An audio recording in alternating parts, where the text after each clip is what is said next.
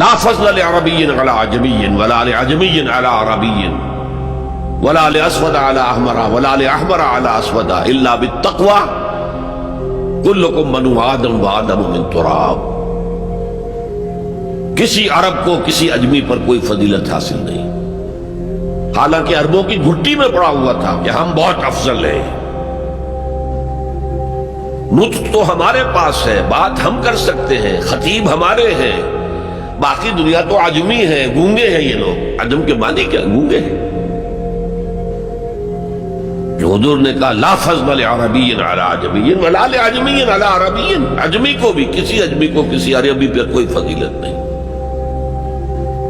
ولا لاحمر علی اسود، کسی سرخ روح کو، سفید اور سرخ رنگت والے کو کسی سیاہ فام کے اوپر کوئی فضیلت نہیں، نہ کسی سیاہ فام کو کسی گورے پر کوئی فضیلت ہے. تو حضور نے تو کہا تھا 1400 برس پہلے لولا لفضل لاسود علی احمر ولا لاحمر علی اسود، کسی گورے کو کسی کالے پر، کسی کالے کو کسی گورے پر کوئی فضیلت نہیں. کلکم بنو آدم، تم سب کے سب آدم کی نسل ہو. وآدم من تراب، اور آدم مٹی سے بنے تھے علیہ الصلوۃ والسلام.